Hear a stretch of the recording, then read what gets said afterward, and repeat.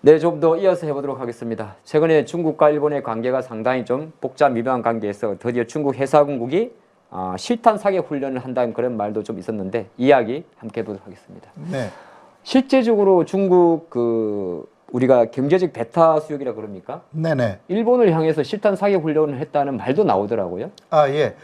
그곳은 그 11월 18일부터 네. 8일간이라고 중국 쪽에서 이야기를 하면서 사실 시작했습니다.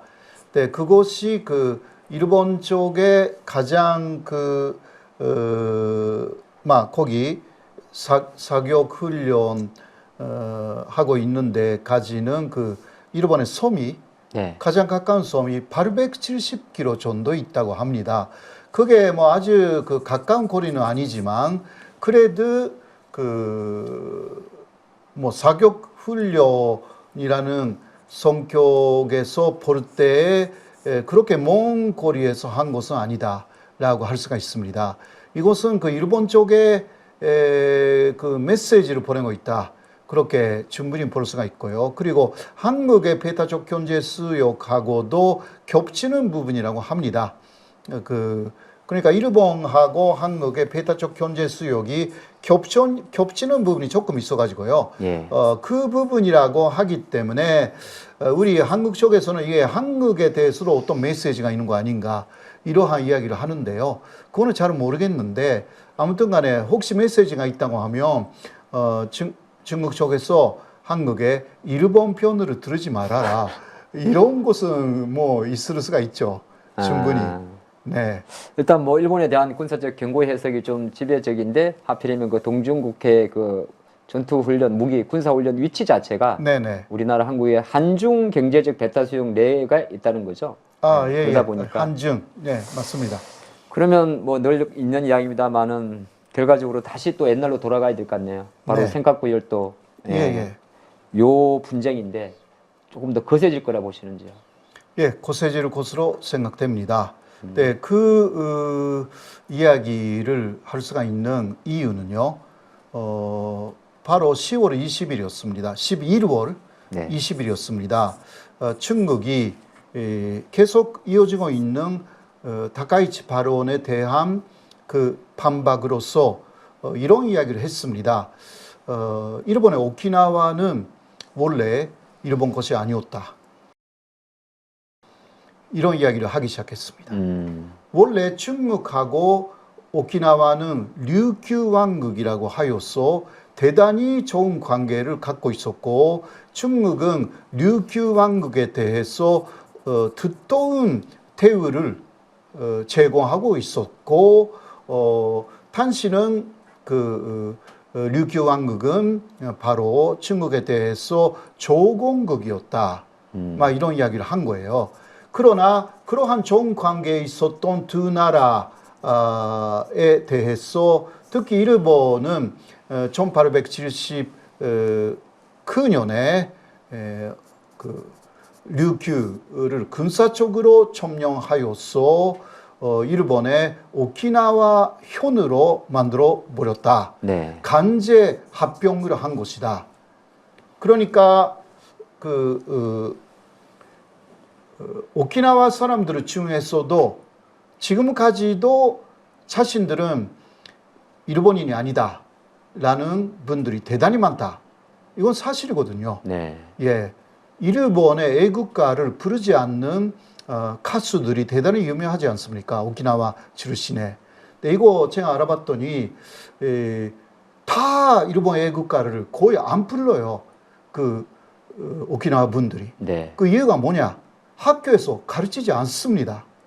오키나와의 학교에서 일본 국가죠. 애국가 가르치지 않는 거예요. 그만큼 오키나와 전체가 아직은 일본 본토에 대해서 반감이 아주 큰 섬입니다. 예. 그러니까 원래 중국의 속국이라고는 말하지는 않았지만 중국에 속하는 그러한 섬이었다. 이런 이야기를 하면서 결국은 이게 센카교류도하고 연결되어 되어 있습니다. 네. 센카교류도는 오키나와하고 대만의 사이에 있는 곳입니다. 그리고 대만에 아주 가깝고요. 네. 그러니까 생각으로는 원래 대만 곳이고 또 오키나와의 곳일 수도 있는데 결국은 그곳은 중국 곳이다라는 이야기로 용의로 되어 있어가지고 요새 생각으로도 주변에서도 중국의 폐들이 굉장히 많이 나타나기 시작했고 군사적인 긴장이 고조되고 있습니다.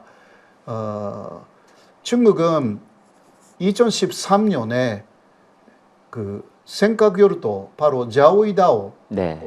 확보하는 것은 중국의 핵심적인 이익이라고 공식으로 문서에 기재를 했습니다. 그러니까 그런 식으로 하면 언젠가는 생각으로도 자오이다오 문제는 중국의 영토로 해결하겠다. 현재까지는 일본이 시료 지배를 하고 있지만 네. 그런 말을 이미 2013년에 중국은 인민대표회의에서 다 결정한 내용이 있습니다. 아무래도 중국말 다오이다오, 일본말 생각고열도가 군사 요충지라서 그런 거겠죠. 예. 대만과 바로 측경 지역에 있으니까. 네, 대만하고 가깝고 그리고 또 하나는 주변에서 석유가 많이 나옵니다. 네. 기름이 그런 것도 있고 해서요. 네, 요 부분은 뭐 계속적으로 중국과 일본은 해왔던 이슈고 뭐 현재 네네. 상태에 조금 더 불이를 다시 한번 지필 것 같은데 일본에서 최근에 좀 궁금한 거는 대만 문제가 조금 더 계속적으로 강화된다면 이제 일본에 자위대를 보낼 것이다 그런 말도 있기는 있는데 네, 투입이 가능한 부분인지 네네. 또 하나가 어느 정도 역량은 되는 부분인지 그 부분이 궁금합니다. 예. 자위대는 그래서 이번에 다카이치가 말한 대로 전립위기 사태가 되면 진짜 네. 집단적 자위권을 쓸 수가 있는 그러한 조건이 돼가지고 일본 자위대를 투입할 수 있게 됩니다. 그때도 전제 조건은 대만 문제에 미군이 개입해야 합니다. 미군의 동맹국으로서의 그 동맹국을 돕는다라는 입장에서 일본 자위대가 투입될 수가 있다라는 이야기고요. 그리고 거기에는 일본의 전립 위기라는 것이 필요합니다. 일본 자체가 대만은 먼데 좀 있지 않습니까? 예. 물론 대만 가까이에는 이시가키 섬이라든가 일본의 작은 섬 있기는 합니다. 센카쿠요도도 있고요. 네, 거기에 사람들이 살고 있기 때문에 대만 문제 때문에 이시가키 섬이라든가 또 조금 떨어져 있는 오키나와까지도 여러 가지 군사적으로 문제가 된다. 이거는 일본의 전립 위기 이런 식으로 주장할 수도 있거든요.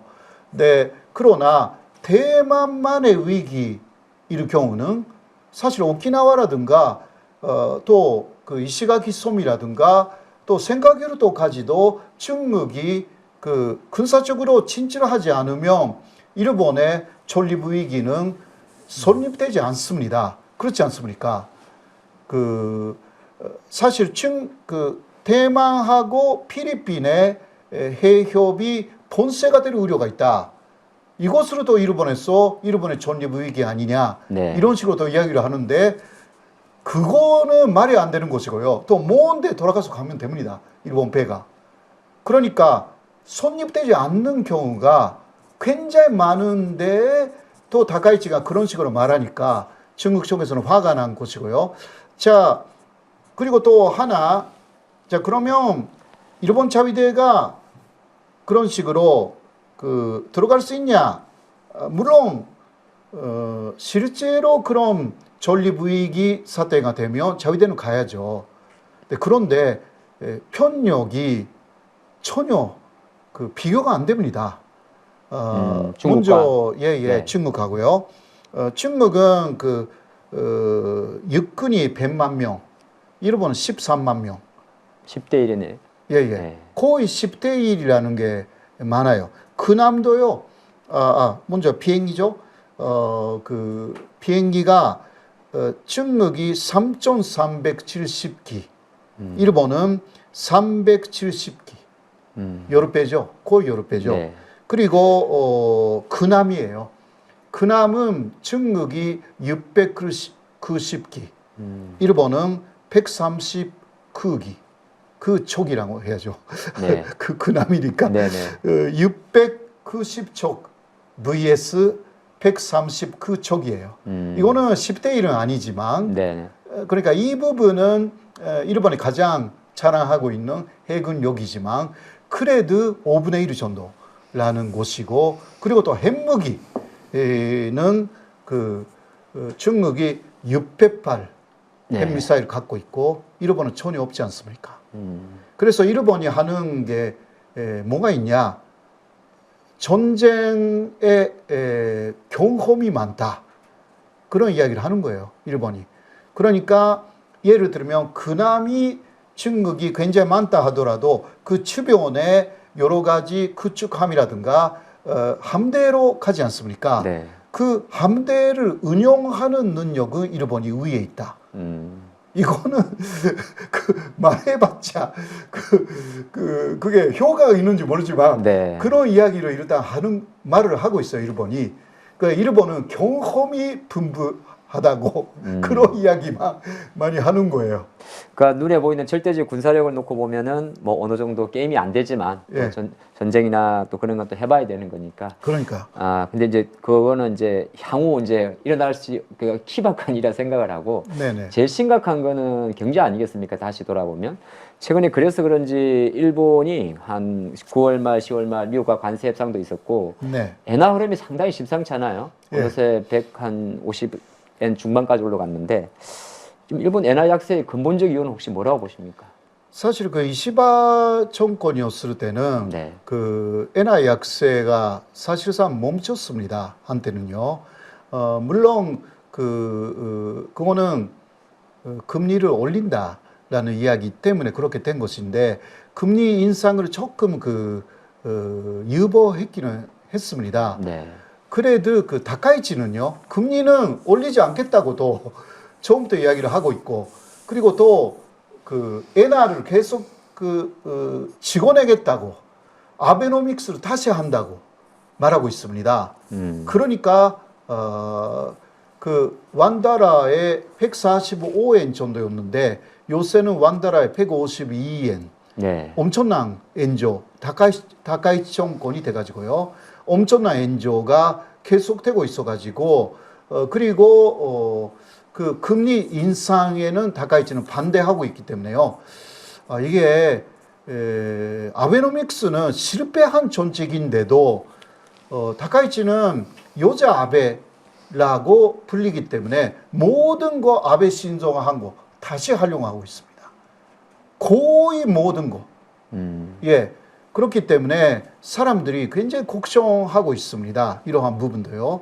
이게 잘못하면 일본이 갚아야 하는 빚이 엄청나게 많아져 가지고요. 그 몇 년 후에는 진짜 일본이라는 국가가 도산 직전에 가는 것이 아닌가. 이러한 경고를 하는 사람들도 나타나고 있습니다.